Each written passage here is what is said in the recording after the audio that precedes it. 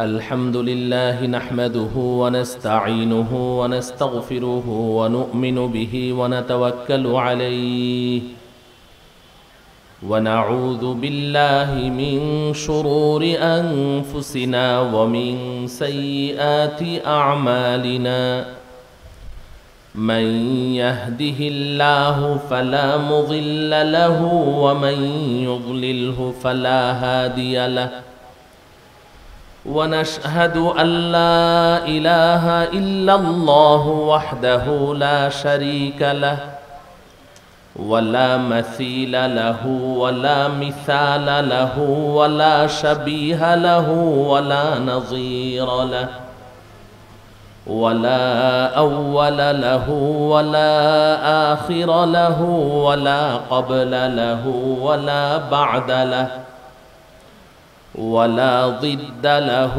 ولا ند له ولا حد له ولا كفو له ولا ضار له ولا نافع له ولا محيي له ولا مميت له ولا ولد له ولا والد له ولا أم له ولا زوج له ولا وقت له ولا زمان له ونشهد أن سيدنا وسندنا وحبيبنا وحبيب ربنا وطبيبنا وطبيب قلوبنا ومولانا محمدا عبده ورسوله أرسله الله إلى كافة الناس بشيرا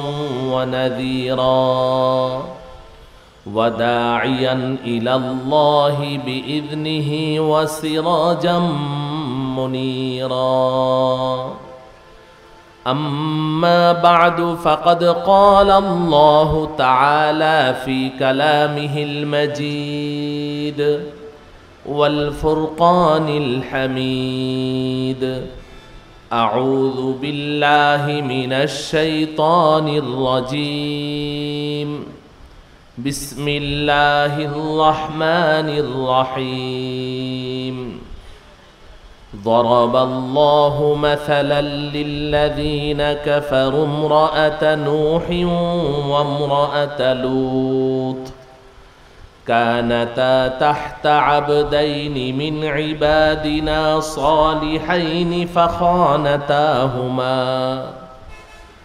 فخانتاهما فلم يغنيا عنهما من الله شيئا وقيل ادخلا النار مع الداخلين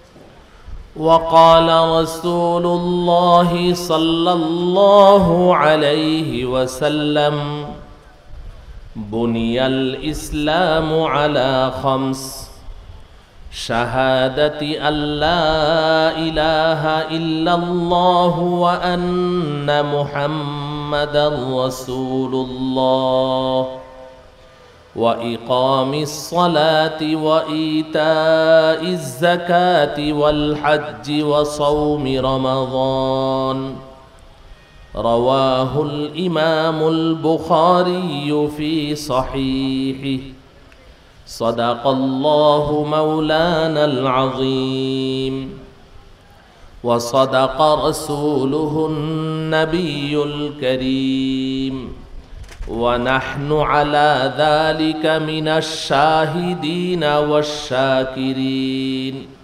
والحمد لله رب العالمين সকলে একবার দুরূদ ইব্রাহিমি পড়ি اللهم صل على محمد وعلى آل محمد كما صليت على إبراهيم وعلى آل إبراهيم إنك حميد مجيد اللهم بارك على محمد وعلى آل محمد كما باركت على إبراهيم وعلى آل إبراهيم إنك حميد مجيد।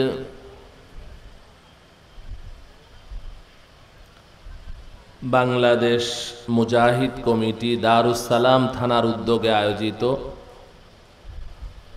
অদ্যকার মহতি জলসার সম্মানিত সভাপতি হযরত উলামায়ে কেরাম, আজিজ তালেবানে উলুমে নবুয়ত, সামনে উপবিষ্ট আমার অত্যন্ত শ্রদ্ধাভাজন দীনদার পরহেজগার আল্লাহ প্রেমিক রসুল প্রেমিক উলামা প্রেমিক ধর্মপ্রাণ ভাই ও বন্ধুগণ, বিশেষ করে অত্র গাবতলী বাস টার্মিনালের বিশেষ আমার যুবক ভাইয়েরা, এই পৃথিবীতে আমরা যারা বসবাস করছি আমাদের সকলেরই একটি পরিচয় আছে, কোনো না কোনো পরিচয় নিয়ে আমরা বেঁচে আছি। আমাদের পরিচয়পত্র আছে, জাতীয় পরিচয়পত্র, ওটার মধ্যে আমাদের পরিচয় লেখা আছে। আবার যদি কোথাও কোনো চাকুরিতে জয়েন করতে চাই তো বায়োডাটা চায়, জীবন বৃত্তান্ত, সেই বায়োডাটার মধ্যেও আমরা আমাদের পরিচয় লিখি। আমাদের প্রত্যেকেরই ব্যক্তিগত একটা পরিচয় আছে। কারো পরিচয় হয়তো বা ছোট, কারোটা অনেক বড়। যদি আমি কোনো সংগঠনের নেতা হই তাহলে সেই পরিচয়ের দাম আমার কাছে অনেক বেশি। যদি আমি কোনো এলাকার জনপ্রতিনিধি হই তাহলে আমার কাছে এই পরিচয়ের দাম অনেক বেশি। আর যদি আমি জাতীয় সংসদ সদস্য হই তাহলে এর দামটা তো আরো অনেক বেশি। কোনো মন্ত্রী হই আরো দাম বেশি। এই জাতীয় বিভিন্ন পরিচয় নিয়ে আমরা এই পৃথিবীতে চলাফেরা করি। কিছু পরিচয় তো আমাদের এমন আছে যে এই পরিচয়গুলো প্রয়োজনে অপ্রয়োজনে অন্যের সামনে তুলে ধরতে খুব মজা লাগে। অনেক সময় কারোর সাথে কথা বলি, হয়তো তাকে আমি চিনি না, 5 মিনিট 10 মিনিট সে চেষ্টা করে তার অবস্থানটা আমাকে বুঝাতে যে অনেক বড় ব্যক্তি, কিন্তু আমি বুঝলাম না। তো যাওয়ার সময় পকেট থেকে একটা ভিজিটিং কার্ড বের করে বলে যে এটা রাখেন, উদ্দেশ্য হলো এটার মধ্যে দেখেন আমি কে। তো কিছু পরিচয় আমাদের এমন আছে যে এই পরিচয়গুলো আমরা অন্যের কাছে পেশ করতে গর্ববোধ করি যে আমি অমুক তমুক। আমার প্রিয় ভাইয়েরা, বিশেষ করে এই গাবতলীর আমার যুবক ভাইয়েরা,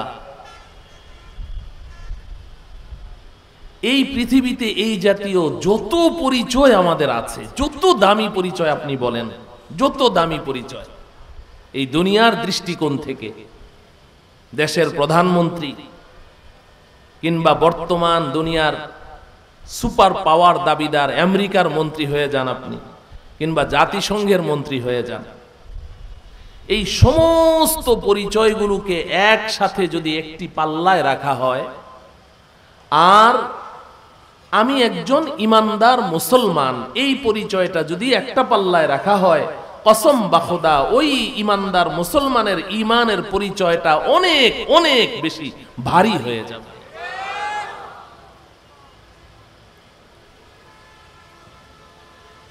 দুনিয়ার এই সমস্ত পরিচয়, এই জাতীয় পরিচয়গুলো আমরা অনেক সময় অপাত্রে ব্যবহার করি। সুযোগ সুবিধা নেই এই সমস্ত পরিচয় দিয়ে। ধরুন একজন মার্ডার কেসের আসামি, অনেকগুলো অপরাধ করেছে, 20, 25, 30টা মামলা আছে। মামলা মানে আবার আমাদের দেশের আদালতের মামলা না, 100, 200, 300 মামলা, সব মিথ্যা। এই মামলা না, সত্য মামলাই আছে। ধরেন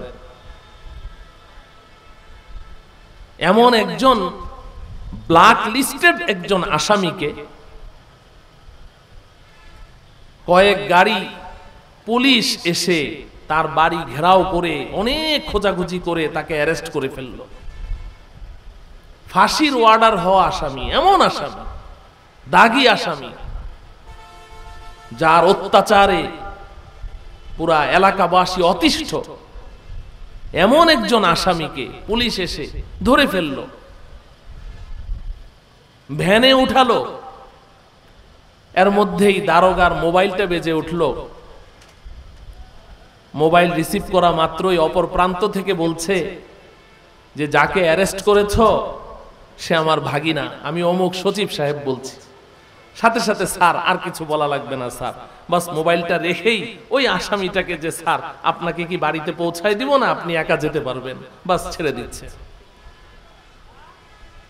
তো এই পৃথিবীর এই জাতীয় পরিচয়গুলো দিয়ে পৃথিবীর আদালত থেকে অনেক সময় অবৈধভাবে পার পাওয়া যায়। যায় কি যায় না?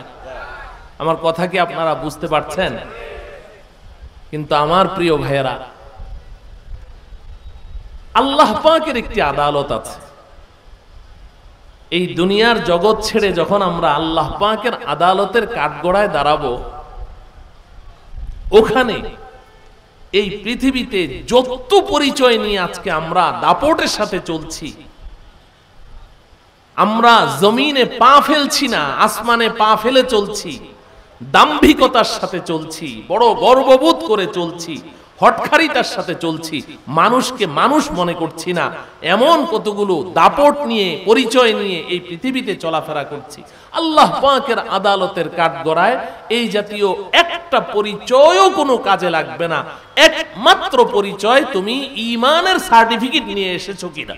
যদি ঈমানের পরিচয় নিয়ে যেতে পারো তবেই তুমি ছাড় পাবে, এছাড়া আর কোনো পরিচয়ই কাজে লাগবে না। মামু ভাগিনার পরিচয় সেখানে কাজে লাগবে না। আল্লাহ রাব্বুল আলামিন সূরাতুত তাহরীমের 10 নং আয়াতে আমাদের চোখে আঙ্গুলি দিয়ে কথাটা বুঝিয়ে দিয়েছেন, বড় চমৎকার একটি দৃষ্টান্ত দিয়ে বুঝিয়ে দিয়েছেন। আল্লাহ পাক বলেন, ضربallahu mathalan lilladhina kafaru imra'ata nuhin wa imra'ata lut كانتا تحت عبدين من عبادنا صالحين فخانتاهما فلم يغنيا عنهما من الله شيئا وقيل ادخلا النار مع الداخلين। আল্লাহ রাব্বুল আলামিন দুনিয়াবাসীকে লক্ষ্য করে বলছেন, দরবাল্লাহু মাসালা, আল্লাহ পাক একটি দৃষ্টান্ত পেশ করেছেন, উপমা পেশ করেছেন, উদাহরণ দিয়েছেন। দরবাল্লাহু মাসালা লিল্লাযিনা কাফারু, এই পৃথিবীতে যাদের অনেক অনেক পরিচয় আছে, অনেক দামি দামি পরিচয় আছে, কিন্তু ঈমানের পরিচয় নেই। সব পরিচয় তার আছে, ঈমানের পরিচয় নেই। আল্লাহ পাক তার দৃষ্টান্ত পেশ করছেন, দরবাল্লাহু মাসালাল লিল্লাযিনা কাফারু, কাফেরদের জন্য, যারা আল্লাহকে অস্বীকার করছে, তাদের কথায়, কাজে, কর্মে যে কোনো ভাবে তারা আল্লাহ পাকের বিধানকে লঙ্ঘন করে চলছে, আল্লাহকে ডিনাই করে চলছে, বৃদ্ধাঙ্গুলি দেখিয়ে চলছে, তাদের দৃষ্টান্ত আল্লাহ পাক পেশ করছেন 2 জন মহিলাকে দিয়ে। কাদেরকে দিয়ে? 2 জন মহিলাকে দিয়ে আল্লাহ পাক দৃষ্টান্ত পেশ করছেন। আল্লাহ পাক বলেন, ইমরাআতা নূহ ওয়া ইমরাআতা লূত। এই দুনিয়ার মানুষ দেখো, একজন নারী হচ্ছে আমার প্রিয় পয়গম্বর হযরতে নূহ আলাইহিস সালামের স্ত্রী, আরেকজন হচ্ছে আমার আরেকজন প্রিয় নবী হযরতে লূত আলাইহিস সালামের স্ত্রী। নবীর স্ত্রী। আমার প্রিয় ভাইয়েরা, বিশেষ করে যুবক ভাইয়েরা, তোমরা বলো, এই পৃথিবীতে যত দামি পরিচয় থাকুক না কেন, যত দামি পরিচয় থাকুক একজন মহিলার, কিন্তু কোন নারী যদি এই পরিচয় পেশ করতে পারে যে আমি অমুক নবীর স্ত্রী, এর চাইতে দামি, সম্মানজনক, পাওয়ারফুল কোন পরিচয় কি কোন নারীর হতে পারে? সবচেয়ে দামি পরিচয় দিয়ে আল্লাহ পাক দৃষ্টান্ত পেশ করেছে। নূহ পয়গম্বর, আল্লাহ পাকের প্রিয় পয়গম্বর হযরতে নূহ আলাইহিস সালাম, তার স্ত্রী আরেকজন আল্লাহ পাকের প্রিয় পয়গম্বর হযরতে লূত আলাইহিস সালামের স্ত্রী, নবীর স্ত্রী। আল্লাহ পাক বলেন, কানাতা তাহতা আবদাইনি মিন ইবাদিনা সালিহাইন। এই দুইজন মহিলাকে আমি আল্লাহ এই পৃথিবীর বুকে সবচেয়ে সম্মানজনক পরিচয়, নবীর স্ত্রীর পরিচয় দান করেছি। তারা পৃথিবীতে নবীর স্ত্রীর পরিচয় নিয়ে চলাফেরা করেছে। সবচেয়ে সম্মানজনক পরিচয় তাদেরকে দিয়েছিলাম। আল্লাহ পাক বলেন, ফাখানাতাহুমা, কিন্তু এই দুই হতভাগিনী, এই দুই পোড়া কপালিনী, এরা আমার সেই দুইজন প্রিয় পয়গম্বরের সাথে গাদ্দারি করেছে, নিমুখ হারামি করেছে। ফাখানাতাহুমা, সম্মান তো দিয়েছিলাম অনেক উঁচু সম্মান, মর্যাদা দিয়েছিলাম সবচেয়ে বেশি মর্যাদা, কিন্তু তারা আমার দুই নবীর সাথে গাদ্দারি করলো, নিমুখ হারামি করলো। তারা আমার দুই পয়গম্বরের উপরে ঈমান আনলো না। নূহ পয়গম্বরের স্ত্রী হযরতে নূহ আলাইহিস সালামের উপরে ঈমান আনেনি। লূত আলাইহিস সালামের স্ত্রী নূহ, লূত পয়গম্বরের উপরে ঈমান আনেনি, বরং পয়গম্বরের দুশমনদের সাথে তারা গোপনে আতাত করেছে, তাদের সাথে যোগাযোগ ছিল, গাদ্দারি করেছে। আল্লাহ রাব্বুল আলামিন বলেন, ফালাম ইউগনিয়া আনহুমা মিনাল্লাহি শাইআ। হাসরের ময়দানে আল্লাহ পাকের আদালতের কাঠগড়ায় যখন এই দুই নারীকে দাঁড় করানো হবে, তাদেরকে জিজ্ঞাসা করা হবে, পরিচয় কি? পরিচয় পেশ করো। একজন বলবে, রব্বুল আলামিন, আমি আপনার প্রিয় পয়গম্বর নূহ আলাইহিস সালামের স্ত্রী, আমাকে চিনেন না? আরেকজন বলবে, রব্বুল আলামিন, আমি আপনার পয়গম্বর লূত আলাইহিস সালামের স্ত্রী। আল্লাহ রব্বুল আলামিন বলেন, ফালাম ইউগনিয়া আনহুমা মিনাল্লাহি শাইআ। নবীর স্ত্রীর পরিচয় সেই দিন তাদেরকে আল্লাহর আযাব থেকে, আল্লাহর গজব থেকে রক্ষা করতে পারবে না। তাদের কাছে ঈমানের পরিচয় চাওয়া হবে। ঈমানের পরিচয় আছে কি? তারা তো ঈমানের পরিচয় পেশ করতে পারবে না। বিধায় আল্লাহর পক্ষ থেকে ঘোষণা এসে যাবে, ওয়াকিলা দুখুলান নার মা'আদ দাখিলিন। আল্লাহ পাক বলবেন, রে হতভাগিনীরা, তোদেরকে আমি এত দামি পরিচয় দিয়েছিলাম, এত গুরুত্বপূর্ণ মর্যাদায় তোদেরকে সমাসীন করেছিলাম পৃথিবীর বুকে, কিন্তু তোরা এই মর্যাদার তোরা শুকরিয়া আদায় করিসনি। তোরা গাদ্দারি করেছিস, আমার পয়গম্বরের সাথে গাদ্দারি করেছিস, ফলশ্রুতিতে আমি আল্লাহর সাথে গাদ্দারি করেছিস, নাফরমানি করেছিস। অতএব সেই পৃথিবীর ওই দামি পরিচয় নবীর স্ত্রী আমার কাছে এক পয়সারও কোনো দাম নাই, যা জাহান্নামীদের সাথে চিরদিনের জন্য জাহান্নামে নিক্ষিপ্ত হয়ে যা। নাউযুবিল্লাহ। ও আমার প্রিয় ভাইরা, সুস্পষ্ট ভাবে বোঝা গেল যে এই পৃথিবীতে আমি যত পরিচয় নিয়েই, যত পদবি নিয়ে লাফালাফি করি, দাপটের সাথে চলি, দাপট দেখাই, এই শুধু মাটির নিচে যাওয়ার আগ পর্যন্তই। এগুলো একটাও আমার কোনো কাজে লাগবে না, এরপরে সব শেষ, সব শেষ। আমাকে ঈমানের পরিচয় নিয়ে আল্লাহ পাকের আদালতের কাঠগড়ায় দাঁড়াতে হবে। ঈমানের পরিচয় নিয়ে আল্লাহ রাব্বুল আলামিন আমাদের সবাইকে এই কথাটুকু বুঝার তৌফিক দান করুন। মুফাসসিরিনে কেরাম এই আয়াতের তাফসীরে পরিষ্কার লিখেছেন যে এই আয়াত থেকে আল্লাহ পাক এই দুনিয়ার মানুষকে এই মেসেজ দিয়ে দিয়েছেন যে দুনিয়াতে একজনের ঈমান আরেকজনের কাজে লাগবে না। একজনের ঈমান আরেকজনের কোনো কাজে লাগবে না। এই কথাটা খুব ভালো করে বুঝে নেন। আমি অমুকের স্ত্রী, অমুকের কন্যা, অমুকের বাবা, এই অমুকের কি এটা আল্লাহ পাক দেখবেন না। আমার মধ্যে কি আছে সেটা আল্লাহ পাক দেখবেন। আমি আমার নিজেকে কতটুকু তৈরি করতে পেরেছি। একজনের ঈমান আরেকজনের জন্য কাজে লাগবে না। আবার একজন যদি কাফের হয়, ওর কুফরি আরেকজনকে কোনো ক্ষতি করতে পারবে না। এই 11 নম্বর আয়াতে আল্লাহ পাক আবার সেই দৃষ্টান্তও দিয়েছেন যে নবীর স্ত্রী হয়ে নিজে ঈমানের মালিক না হওয়ার কারণে চিরদিন জাহান্নামে জ্বলবে।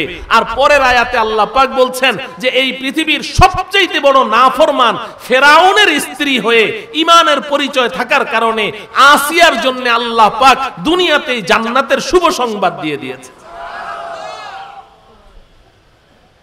অতএব তুমি তোমার নিজেকে কতটুকু তৈরি করতে পেরেছো, নিজে কতটুকু ঈমানের মালিক হতে পেরেছো।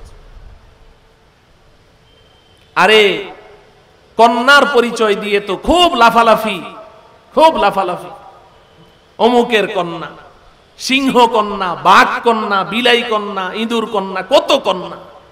কন্যাদের জ্বালায় অতিষ্ঠ। কিন্তু লাফালাফি তো আখিরাতে তো কি হবে আল্লাহই ভালো জানেন। দুনিয়াতেই আল্লাহ দেখিয়ে দিয়েছেন যে এই কন্যার লাফালাফি এটা বেশি দিন চিরস্থায়ী হয় না।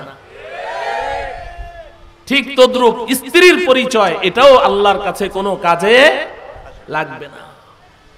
তোমার নিজের পরিচয় কি সেটা বলো। আমার প্রিয় ভাইয়েরা,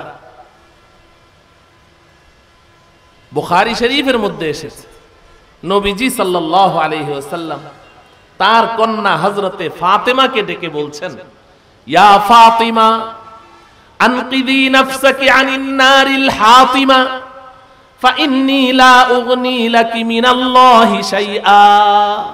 ও আমার কলিজার টুকরা ফাতেমা, জাহান্নামের আযাব থেকে বাঁচতে চাও, আল্লাহ পাকের গজব থেকে বাঁচতে চাও, নিজের ঈমানের পরিচয় নিয়ে আল্লাহর আদালতের কাঠগড়ায় দাঁড়াও। ফাইন্নী লা উগনি লাকি মিনাল্লাহি শাইআ। হাশরের ময়দানে গিয়ে আল্লাহকে বলবে, আল্লাহ আমি আপনার শ্রেষ্ঠ পয়গম্বর, শ্রেষ্ঠ নবী হযরত মুহাম্মদ মুস্তাফা সাল্লাল্লাহু আলাইহি ওয়াসাল্লামের কলিজার টুকরা আমি ফাতেমা। নবীজি বলেন এই পরিচয় তোমার কোনো কাজেই লাগবে না, কোনো কাজে লাগবে না।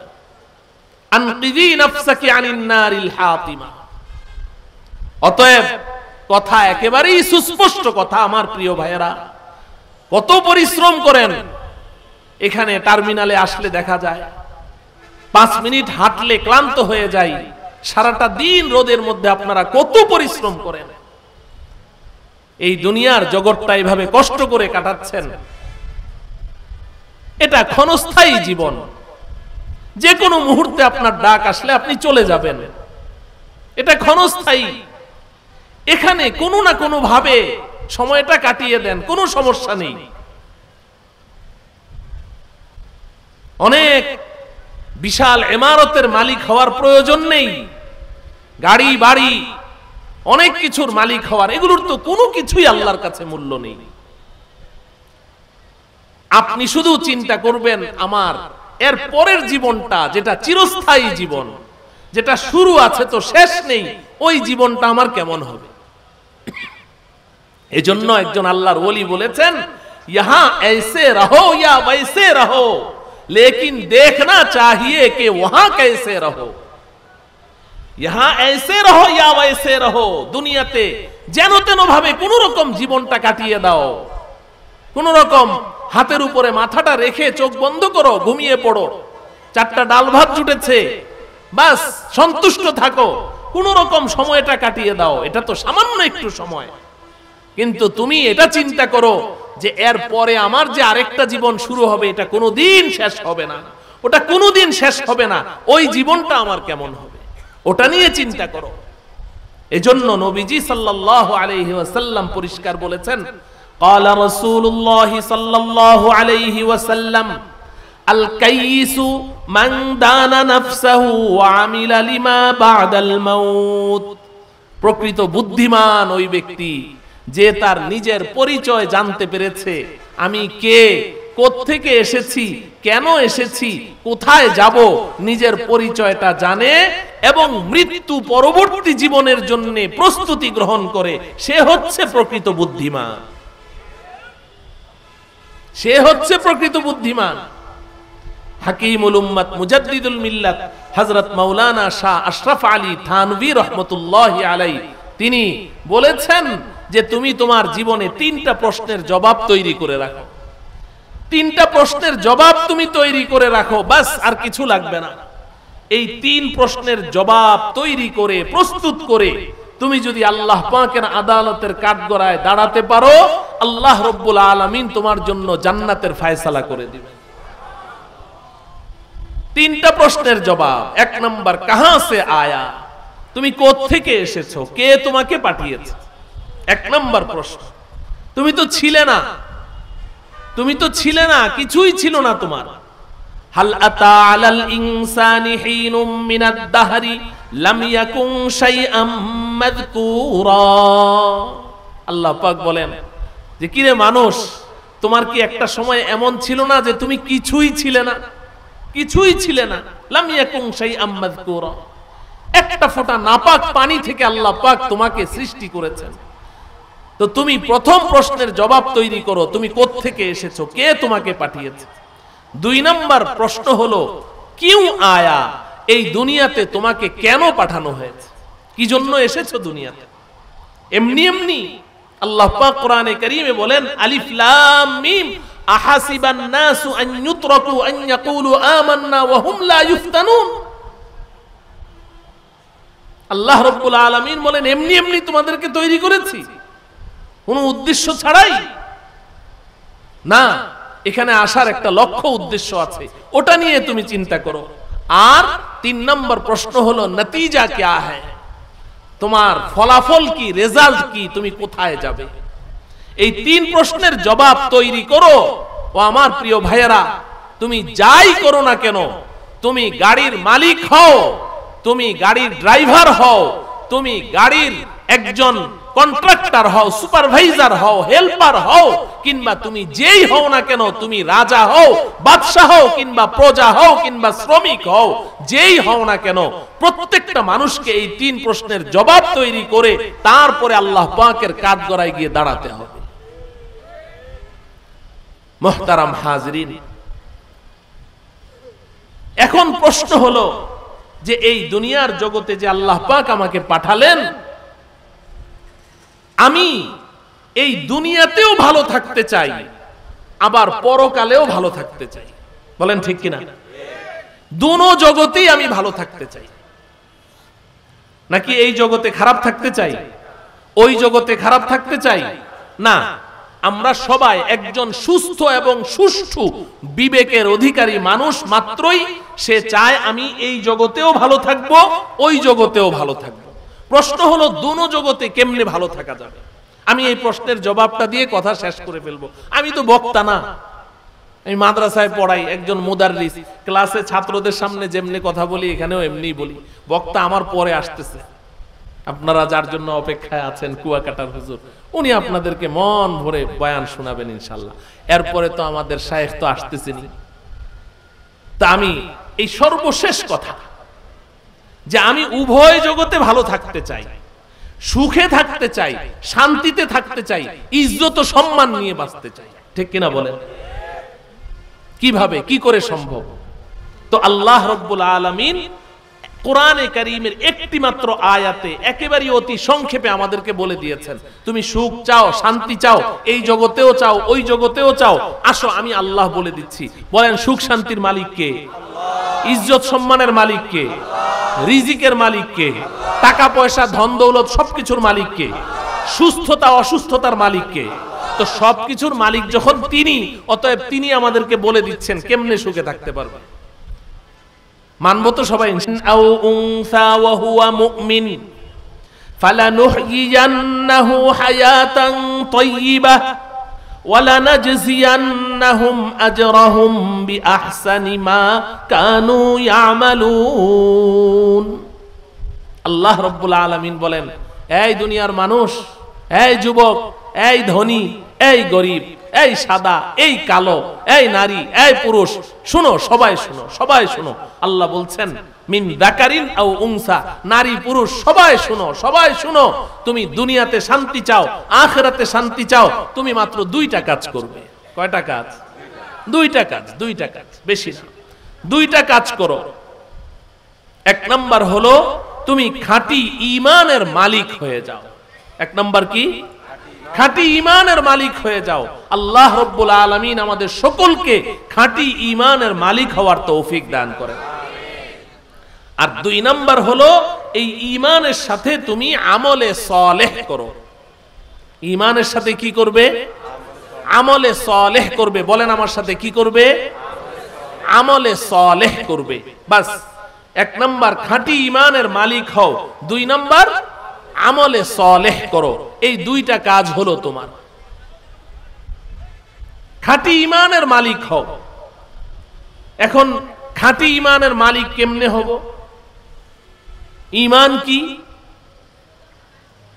তো বুখারী শরীফের মধ্যে এসেছে নবীজি সাল্লাল্লাহু আলাইহি ওয়াসাল্লামের একেবারে শেষ জীবনের ঘটনা।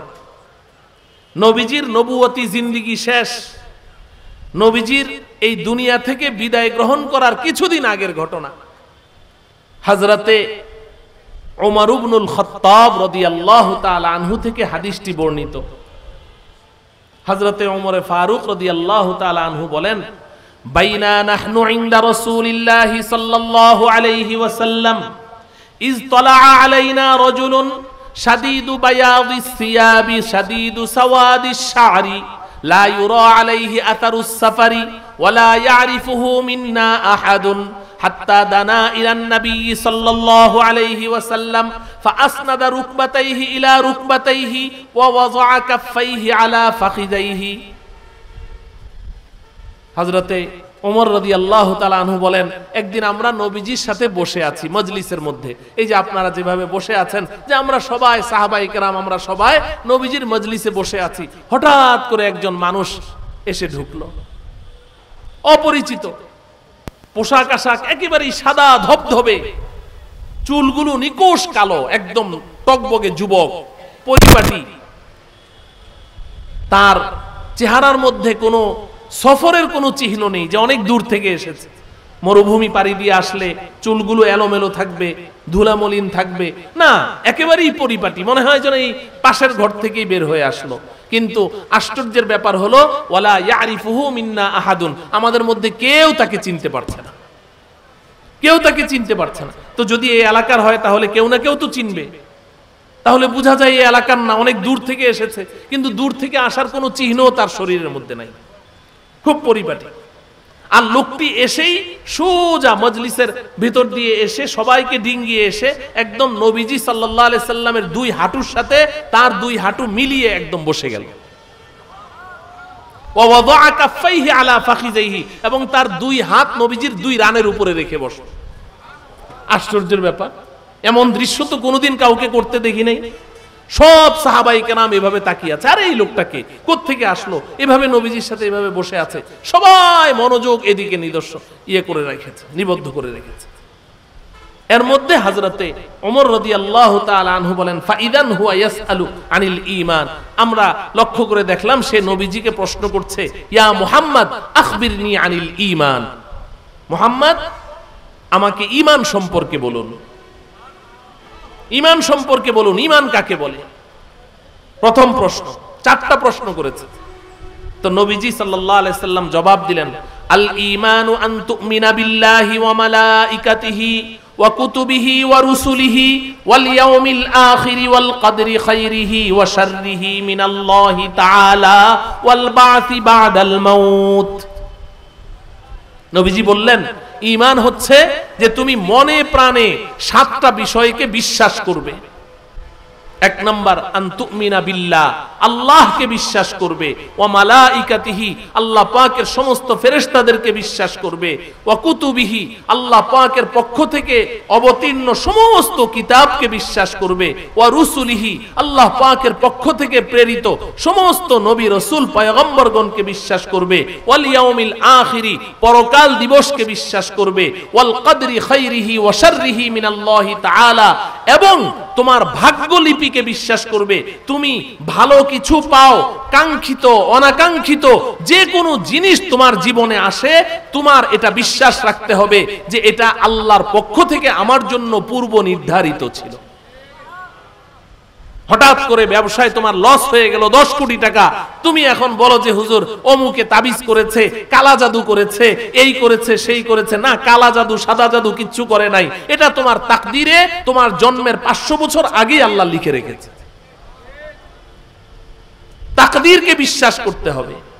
তোমার টকবগে যুবক, 17 বছর বয়সের যুবক, হঠাৎ করে সে পানিতে ডুবে মরে গেল, রাস্তায় অ্যাক্সিডেন্ট হয়ে মরে গেল, আর তুমি বললে যে আমার সন্তানের অকাল মৃত্যু হয়েছে। অকাল মৃত্যু মানে কি? তার মৃত্যুর সময় এখনো আসে নাই, আগেই মরে গেছে। না, এতটুকুই তার হায়াত লেখা ছিল, হায়াত এতটুকুই লেখা ছিল। ওয়াল কদরি খাইরিহি ওয়া শাররিহি মিনাল্লাহি তাআলা, ভালো মন্দ যা কিছু তুমি জীবনে পাইবে সব কিছু তোমাকে বিশ্বাস করতে হবে এটা আল্লাহর পক্ষ থেকে এসেছে, তাকদীরে বিশ্বাস করতে হবে। ওয়াল বাসি বাদাল মাউত, আর 7 নাম্বার হলো মৃত্যুর পরে আবার তোমাকে জিন্দা করা হবে, পুনরুত্থানের উপরে বিশ্বাস করতে হবে, আল্লাহ পাকের সামনে তোমাকে নিয়ে দাঁড় করিয়ে দেওয়া হবে। নবীজি যখন এটা বললেন ঈমান কাকে বলে, তো এখন যেই লোক প্রশ্ন করেছে, ওই যে টকবগে যুবক নবীজির সামনে বসা, সে বলছে সাদাকতা, হ্যাঁ আপনি ঠিক বলেছেন, রাইট, আপনার উত্তর সঠিক হয়েছে। হযরতে ওমর রাদিয়াল্লাহু তাআলা আনহু বলেন, ফাআজিবনা লাহু ইয়াসআলুহু ওয়া ইউসাদ্দিকুহু, আমাদের কাছে বড় অবাক লাগছে, নিজেই প্রশ্ন করলো, মনে হয় যেন জানতে চায়, আবার নিজেই আবার ওটাকে সার্টিফাই করছে, রাইট, ঠিক বলেছে। এরপর ওই লোকটি দ্বিতীয় প্রশ্ন করলো, ফাআখবিরনি আনিল ইসলাম, এবার বলো ইসলাম কাকে বলে। প্রথমে প্রশ্ন করেছে কি সম্পর্কে? ঈমান সম্পর্কে। 2 নম্বর প্রশ্ন কি? ইসলাম সম্পর্কে। বুঝেন, ইসলাম সম্পর্কে যখন প্রশ্ন করলো, তো নবীজি সাল্লাল্লাহু আলাইহি ওয়াসাল্লাম জবাব দিলেন, আল ইসলামু আন তাশহাদা আল্লা ইলাহা ইল্লাল্লাহ ওয়া আন্না মুহাম্মাদার রাসূলুল্লাহ ওয়া তুকিমাস সালাহ ওয়া তুআদ্দিয়াজ যাকাহ ওয়া তাসুমা রমাদান ওয়া তাহুজ্জাল বাইতা ইন ইসতাতা'তা ইলাইহি সাবিলা। নবীজি বললেন ইসলাম হচ্ছে যে তুমি এই কথার সাক্ষ্য প্রদান করবে যে আল্লাহ ছাড়া কোনো মাবুদ নেই এবং হযরত মুহাম্মদ মুস্তাফা সাল্লাল্লাহু আলাইহি ওয়াসাল্লাম আল্লাহ পাকের পয়গম্বর। 2 নম্বর, ওয়া তুকিমাস সালাহ, তুমি 5 ওয়াক্ত নামাজ কায়েম করবে, নামাজ কায়েম করবে। 3 নম্বর, ওয়া তুআদ্দিয়াজ যাকাহ, পাই পাই হিসাব করে যাকাত আদায় করবে। 4 নম্বর, ওয়া তাসুমা রমাদান, রমাদানুল মুবারকের প্রত্যেকটা রোজা সঠিকভাবে আদায় করবে। 5 নম্বর, ওয়া তাহুজ্জাল বাইতা ইন ইসতাতা'তা ইলাইহি সাবিলা, যদি আল্লাহ তোমাকে সামর্থ্য দেয় তাহলে সামর্থ্য হওয়ার সাথে সাথেই তুমি হজ আদায় করবে। নবীজি এ কথা বলা মাত্রই ওই আগন্তুক ব্যক্তি বলছে সাদাকতা, হ্যাঁ তুমি ঠিক বলেছো, তোমার উত্তর সঠিক হয়েছে। এরপর লোকটি প্রশ্ন করলো মাল ইহসান, এবার বলুন ইহসান কাকে বলে? ইহসান কাকে বলে? ঈমান তো জানলাম, ইসলাম তো জানলাম, ঈমান গ্রহণ করার পরে কেউ যদি এই ইসলামের উপরে পুরোপুরি ভাবে শতভাগ যদি সে চলতে পারে তাহলে সে ইহসানের মর্যাদায় উত্তীর্ণ হয়ে যায়। ওই ইহসানের মর্যাদাটা কি? নবীজি সাল্লাল্লাহু আলাইহি ওয়াসাল্লাম বললেন, ইহসানের মর্তবায় যে উন্নীত হয় সেই মর্তবাটা হলো আন তা'বুদাল্লাহা কাআন্নাকা তারাহু ফাইল্লাম তাকুন তারাহু ফাইন্নাহু ইয়ারাকা। তুমি যদি ইহসানের মর্যাদায় উন্নীত হতে চাও, অর্থাৎ একজন ঈমানদার মুসলমান আল্লাহ পাকের নৈকট্য লাভ করতে করতে করতে করতে একেবারেই আল্লাহ পাকের নিকটে চলে যায়, তো এটাকে ইহসান বলা হয়। তুমি সেই মর্তবায় উন্নীত হতে চাও, তাহলে শুনো, ওই মর্তবায় উন্নীত হতে গেলে তুমি এমন ভাবে ইবাদত করবে, ইবাদত যখন শুরু করবে তখন তোমার অবস্থা এমন হবে মনে হয় যেন তুমি তোমার রবকে দেখে দেখে ইবাদত করছো। আন তা'বুদাল্লাহা কাআন্নাকা তারাহু, নামাজ শুরু করেছো, শুরু থেকে শেষ পর্যন্ত পুরাটা অবস্থা তোমার এমন হবে যে তুমি যেন তোমার রবকে দেখতে পাচ্ছো, দেখে দেখে নামাজ পড়ছো। কিন্তু এই পৃথিবীর বুকে আল্লাহকে দেখা কি সম্ভব? দেখা সম্ভব নয়। এজন্য নবীজি সাথে সাথে বললেন, ফাইল্লাম তাকুন তারাহু ফাইন্নাহু ইয়ারাকা, যদিও তুমি তাকে দেখতে পাচ্ছ না, তবে অন্তত পক্ষে তোমার মধ্যে এই অবস্থার সৃষ্টি হয়ে যেতে হবে, পুরাটা ইবাদত চলাকালীন তোমার মধ্যে এই অবস্থা বিরাজমান থাকবে যে তিনি আমার দিকে তাকিয়েই আছেন। এটা হলো ইহসান। এরপর 4 নম্বর প্রশ্ন করেছে, মাতা সাআ, কিয়ামত কবে হবে? তো নবীজি সাল্লাল্লাহু আলাইহি সাল্লাম বললেন, মাল মাসউলু আনহা বিআলামা মিনাস সাইল। এই আগন্তুক ব্যক্তি, কিয়ামত সম্পর্কে তুমি আমাকে প্রশ্ন করছো, প্রশ্নকারীর তুলনায় যাকে প্রশ্ন করেছো সে অতিরিক্ত কিছুই বলতে পারে না। তুমি যা জানো আমিও তাই জানি, তোমার চেয়ে আমি বেশি কিছু জানি না, তবে কিয়ামতের কিছু নিদর্শন আমি তোমাকে বলে দিতে পারি। নবীজি তাকে কিছু নিদর্শন বললেন, হাদিস অনেক লম্বা। এরপরে লোকটি চলে গেল, লোকটি উঠে চলে গেল। দরজা দিয়ে বের হওয়া মাত্রই নবীজি বললেন, রুদ্দুহু রুদ্দুহু, লোকটিকে ডাকো, লোকটিকে ডাকো। এটা বলা মাত্রই কয়েকজন সাহাবী উঠে দৌড় দিলেন। বাইরে গিয়ে ফালাম ইয়ারাউ শাইআন, গিয়ে দেখেন কেউ নাই, কিচ্ছু নাই। আরে গেল কোথায়? এই মাত্র লোকটি বের হলো, গেল কোথায়? ফালাম ইয়ারাউ শাইআন। নবীজি সাল্লাল্লাহু আলাইহি ওয়াসাল্লাম তখন বললেন যে তোমরা দেখবে কি? হাযা জিবরাইলু আতাকুম ইউআল্লিমুকুম দীনাকুম। আরে এটা তো কোনো মানুষ না, উনি তো ছিলেন জিবরাইল আলাইহিস সালাম, এসেছেন তোমাদেরকে দ্বীন শিক্ষা দেওয়ার জন্য, তোমাদেরকে দ্বীন শিক্ষা দেওয়ার জন্য এসেছেন। আমার প্রিয় ভাইয়েরা, বিশেষ করে আমার যুবক ভাইয়েরা, তাহলে তোমার পরিচয় কি? তোমার পরিচয় কি? যে আমি মালিক সমিতির অমুক, এই পরিচয়, এই পরিচয় নিয়ে তুমি বাঁচতে চাও না। তোমার পরিচয় হলো আমি একজন ঈমানদার মুসলমান। বলেন আমাদের পরিচয় কি? আমরা ঈমানদার মুসলমান। এই পরিচয় নিয়ে আল্লাহর আদালতের কাঠগড়ায় দাঁড়াতে হবে। ঈমানদার মুসলমান, দুইটা শব্দ আমি বললাম, ঈমানদার মুসলমান। তো ঈমানদার, হযরতে জিবরাইল আলাইহিস সালাম প্রথম প্রশ্ন করেছেন, মাল ঈমান, ঈমান কাকে বলে? ঈমান হচ্ছে কতগুলো বিশুদ্ধ আকীদা এবং বিশ্বাসের নাম। কতগুলো বিশুদ্ধ আকীদা বিশ্বাস আপনার অন্তরে লালন করতে হবে, তবে আপনি ঈমানদার হবেন। এখন এই বিশ্বাসগুলোর মধ্যে যদি কোনো উল্টাপাল্টা বিশ্বাস আপনি লালন করেন, আপনার কিন্তু ঈমানই নাই, শেষ। আর ঈমান নাই মানে কিছুই নাই। ঈমান হারা, সর্বহারা। ঈমান হারা কি? বলেন ঈমান হারা কি? সর্বহারা। ঈমান নাই। ঈমানকে বিশুদ্ধ রাখতে হলে ওই আকীদা বিশ্বাসগুলো বিশুদ্ধ রাখতে হবে।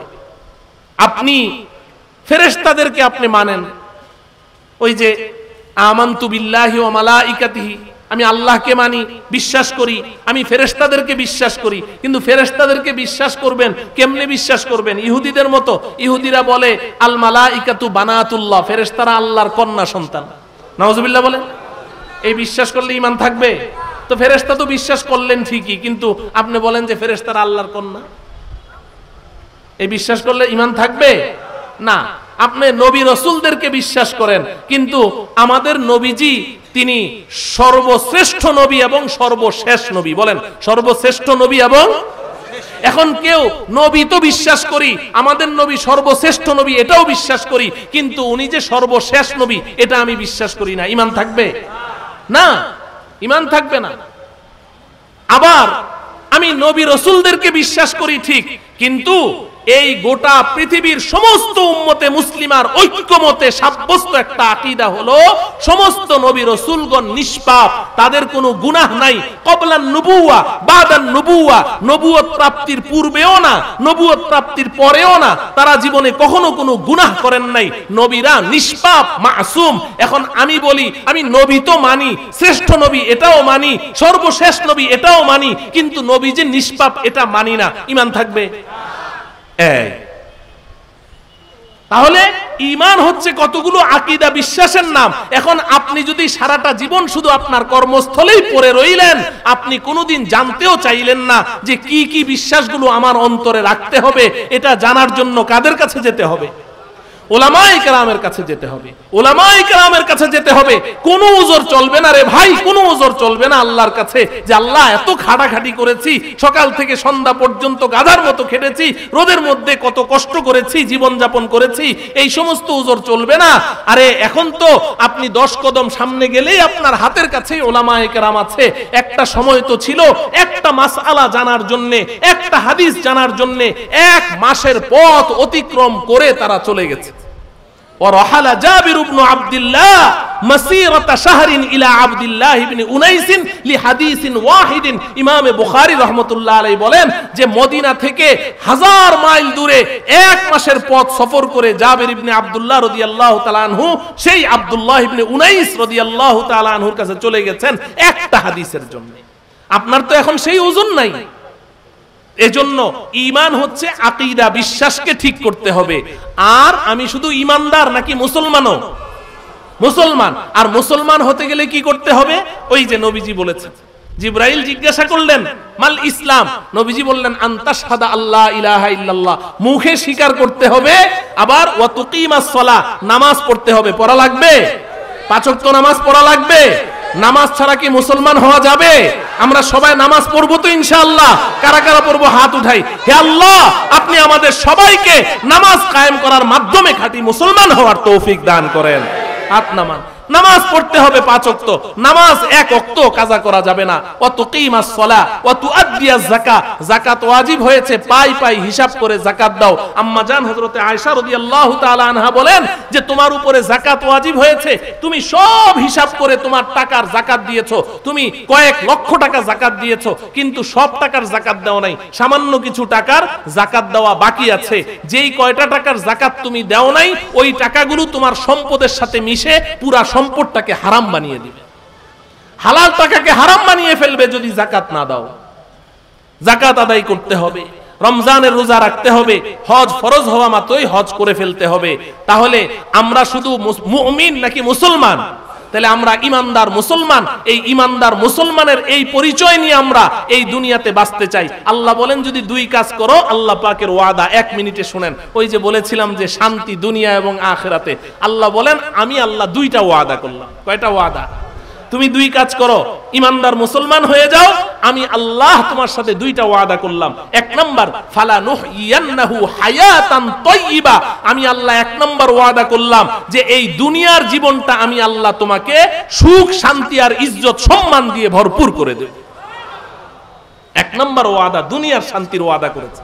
ফালা নুহইয়ান্নাহু হায়াতান তাইয়্যিবা, দুনিয়াতে আল্লাহ শান্তি দিবে, সুখ দিবে, ইজ্জত দিবে, সম্মান দিবে। আর তুমি করে দেখো যুবক, তুমি করে দেখো কত সুখ, কত শান্তি। মুহাম্মদ কি গুলামি মে क्या है, जरा तुम गुलामी में आकर तो देखो, মুহাম্মাদের গোলামির মধ্যে যে কত শান্তি, একটু গোলামির মধ্যে এসেই দেখো না, একটু এসেই দেখো কত শান্তি। আর 2 নম্বর ওয়াদা ওয়ালা নাজজিয়ান্নাহুম আজরাহুম বিআহসানি মা কানু ইয়ামালুন। হাসরের ময়দানে বান্দা আছো, আমি আল্লাহ তোমার অপেক্ষায় আছি, আসো আমার আদালতের কাঠগড়ায় দাঁড়াও। তুমি যখন ইমানদার মুসলমানের সার্টিফিকেট নিয়ে আসবে, তো তুমি দুনিয়াতে যত আমল করেছো, এই আমলের বিনিময়ে যেই পরিমাণ নেকির তুমি হকদার হয়েছো, আমি আল্লাহ তোমার এই নেকিগুলোকে বাড়াতে বাড়াতে বাড়াতে বাড়াতে কোটি কোটি গুণ বৃদ্ধি করে তারপরে তোমার হাতে তুলে দেব। আল্লাহ রব্বুল আলামিন আমাদেরকে ঈমানদার মুসলমান হয়ে আল্লাহ রব্বুল আলামিনের দরবারে হাজিরি দেওয়ার তৌফিক দান করুন। আজকের এই মহতি জলসাকে আল্লাহ রব্বুল আলামিন কবুল করুন। ওয়া সাল্লাল্লাহু তাআলা আলা সাইয়্যিদিনা মুহাম্মদ ওয়া আলা আলিহি ওয়া আসহাবিহি আজমাইন।